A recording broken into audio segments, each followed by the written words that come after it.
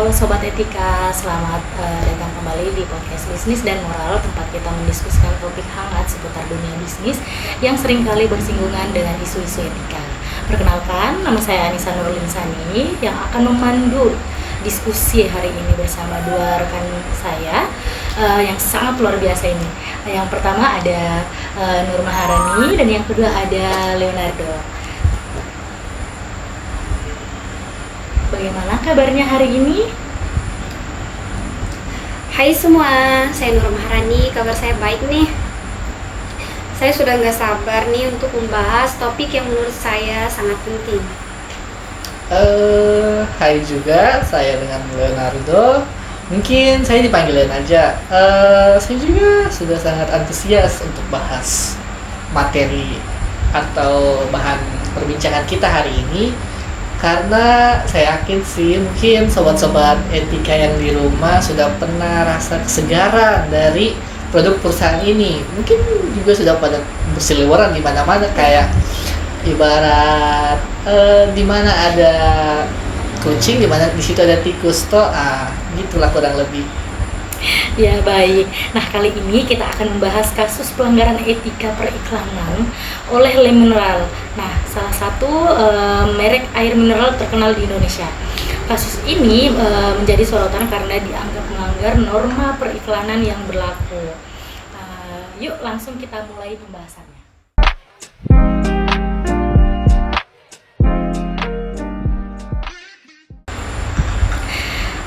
Kita mulai dari jenis pelanggaran yang terjadi. Mungkin Nur Maharani bisa diceritakan sedikit latar belakang dari kasus ini? Ya baik, tentu saja. Jadi Le Mineral mendapatkan teguran karena memasang billboard yang menampilkan gambar anak-anak yang dimana tanpa pendampingan orang tua. Sambil mengklaim bahwa produk mereka aman terhadap bayi. Klaim ini menjadi masalah karena melanggar etika para wira di Indonesia, yang dimana aturan ini dengan jelas menyebutkan bahwa penggunaan gambar anak-anak dalam iklan tersebut harus memperhatikan norma, tidak boleh menyesatkan, dan harus melibatkan konteks yang relevan. Betul sekali. Karena bagaimana ya, penggunaan anak-anak dalam iklan ini selalu menimbulkan perdebatan panjang, karena ibarat salah langkah saja bumerang ini yang kena.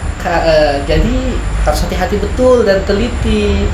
Nah, pada kasusnya Le Mineral juga ini, di sini mereka dijelasin nih kalau produknya aman untuk bayi atau bisa bilang tidak menimbulkan efek samping, sehingga dianggap kayak wah, melenceng ini, kenapa tidak sesuai dengan fakta real gitu.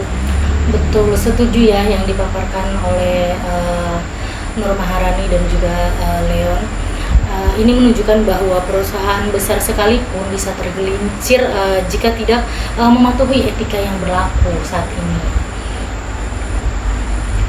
Sekarang mungkin kita bisa bahas latar belakang pelanggaran ini.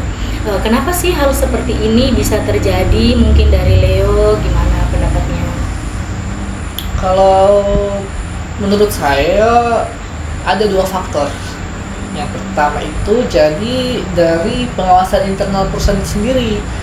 Bisa jadi mereka kurang teliti, kurang evaluasi lah, atau mungkin kasarannya mereka menganggap hal ini tidak penting. Mungkin mereka beranggapan wah, sebelumnya tidak ada respon apa-apa, aman-aman kok, tidak menimbulkan sensasi di masyarakat. Nah, tapi di sini iklan mereka ini langsung menuai kontroversi, langsung menimbulkan perdebatan panjang, langsung viral. Nah, yang kedua itu tekanan kompetisi, karena yang mungkin kita bisa lihat saja toh, sudah semakin banyak merek-merek air minum muncul. Seperti yang kita tahu itu merek-merek yang terkenal kayak Le Mineral, Cleo, Aqua, itu terlibat persaingan kan. Tapi sekarang akhir-akhir ini sudah muncul kayak merek-merek dari lokal sendiri tuh, seperti LT lah, dari Kedari. Nah, Jadi di situ mereka putar otak caranya gimana biar produk-produk mereka ini tidak tersaingi atau terkalahkan dari produk-produk baru yang ada.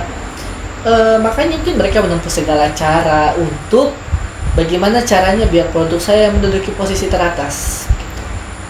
Mungkin ada tambahan sedikit dari Mungkin kalau tambahan dari saya itu ada kemungkinan juga tim pemasaran merasa kurang memahami regulasi periklanan yang berlaku, yang dimana etika para wira Indonesia ini sebenarnya adalah panduan yang cukup jelas, tetapi kalau tidak dipelajari dengan secara baik, dimana bisa saja terjadi kesalahan seperti ini.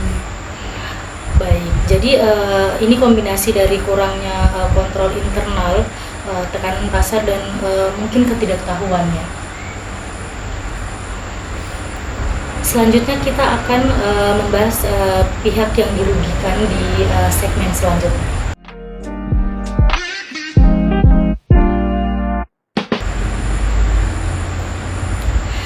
Baik, kita lanjut ke pihak-pihak yang dirugikan. Mungkin Nur Maharani bisa dijelaskan siapa saja yang terdampak dari pelanggaran ini. Ada beberapa pihak yang dirugikan. Yang pertama tentu saja pada masyarakat, yang dimana masyarakat bisa saja terpapar oleh iklan yang tidak sesuai norma atau bahkan sudah merasa terganggu. Yang dimana kedua itu pada industri periklanan, karena satu pelanggaran ini bisa saja merusak reputasi industri periklanan yang ikut tercoreng. Yang dimana ketiga itu untuk klaim mineral sendiri, mereka harus menghadapi teguran dari otoritas, berpotensi kehilangan kepercayaan konsumen, dan bahkan mengalami kerugian secara finansial.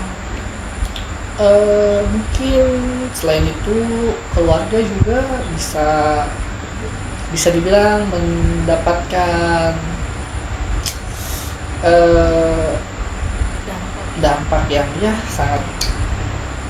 sangat tidak baik lah. Iya. Karena ini mereka merasa dirugikan karena iklan itu tidak sesuai dengan fakta, tidak sesuai dengan klaim yang berlaku gitu.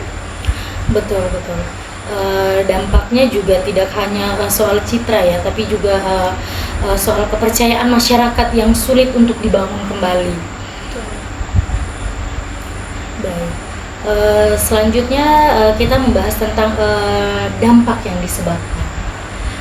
Mungkin dampak apa saja? Mungkin Leo bisa dilanjutkan paparannya tadi. Dampak ya. Dampak pertama itu ke masyarakat dulu. Kenapa? Masyarakat sudah berstigma buruk. Mau kita bangun reputasi itu bertahun-tahun kah, berapa lama pun, tapi kalau dengan satu keviralan saja yang menjatuhkan langsung buyar lah. Betul. Ibarat dalam air bening, kita tumpah pewarna satu tetes saja airnya langsung keseluruhan. Karena masyarakat sudah kayak tidak percaya gitu, kayak ibarat tidak mau menginjak lubang yang sama 2 kali. Jadi mereka langsung tidak mau dengan produk klaim mineral itu sendiri. Yang kedua, pihak klaim mineral atau pihak perusahaannya sendiri. Kenapa? Dari apa yang mereka perbuat, mereka kena sanksi, kena hukuman dari otoritas pihak berwajib. Mereka juga harus mengeluarkan budget yang lebih dari yang harus direncanakan, karena kejadian ini di luar dari apa yang mereka anggarkan. Mengapa saya katakan demikian? Karena ini mereka itu yang pertama pasang iklan di mana-mana. Cetak banner itu pakai uang kan, ya pakai daun. Jadi dengan mereka cetak ulang semua, menimbulkan biaya lebih, budget lebih, ya bukannya untung malah buntung. Terus yang ketiga, yang saya rasa ini paling berdampak parah dan merusak citra keseluruhan, itu industri periklanan. Karena ini mereka hanya menimbulkan bahwa masyarakat itu berpikir perusahaan hanya mencari profit atau keuntungan semata, tidak pikir tanggung jawab sosialnya bagaimana. Kalau saya pikir begitu. Betul banget. Jadi dalam kasus ini menunjukkan bagaimana kesalahan kecil saja bisa berdampak besar, yang dimana apalagi dilakukan oleh perusahaan besar seperti Le Mineral. Baik.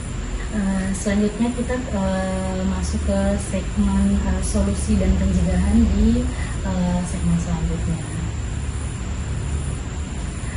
Baik, sekarang kita masuk ke bagian solusi. Nah, apa langkah-langkah yang harus diambil Le Mineral dalam kasus ini? Mungkin dari Nur Maharani bisa dijelaskan. Mungkin saya ada beberapa langkah nih. Yang pertama itu melakukan revisi materi iklan yang dimana tarik iklan yang bermasalah dan ganti dengan versi yang sesuai dengan norma dan regulasi. Dan kedua, minta maaf secara terbuka yang dimana ini penting untuk menunjukkan itikat baik perusahaan. Ketiga, melakukan evaluasi internal yang dimana melakukan tinjauan ulang semua proses internal, semua proses kreatif dan pemasaran agar kejadian serupa tidak terulang lagi. Baik, mungkin untuk langkah pencegahannya bagaimana mungkin bisa dipaparkan? Kalau untuk pencegahannya, saya menyimpulkan ada 3 yang sangat penting. Yang pertama itu untuk tim pemasaran itu perlu adanya pelatihan etika ulang mengenai bagaimana sih periklanan itu. Yang kedua itu perusahaan itu harus lebih teliti lagi, lebih rinci, lebih spesifik lagi dalam mengevaluasi iklan sebelum dipublikasi, karena lihat nih dari mereka menganggap hal ini sepele langsung menimbulkan keviralan di mana-mana. Yang ketiga itu kita libatkan pihak eksternal, maksudnya ayolah perusahaan sebesar ini buang dulu gengsi. Citranya dulu loh yang diutamakan dulu. Justru dengan kita melibatkan pihak eksternal, masyarakat bisa berstigma positif kembali. Wah, perusahaan ini berarti terbuka, dia nggak tertutup begitu. Kalau dari sih cukup itu. Mungkin ada tambahan dari Mungkin yang dari saya itu jangan lupa perusahaan juga perlu membangun budaya internal yang menekankan pentingnya integritas dan tanggung jawab secara sosial.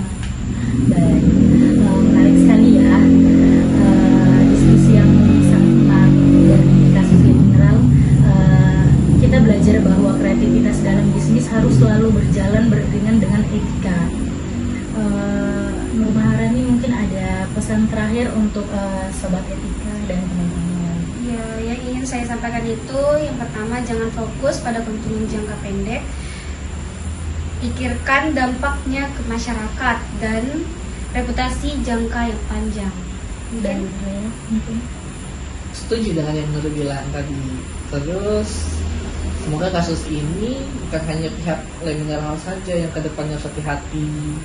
Mungkin pihak-pihak lain yang serupa juga bolehlah menjadi acuan biar hal ini tidak menimpa perusahaan mereka juga. Jadi mereka harus menjaga integritas perusahaan. betul sekali.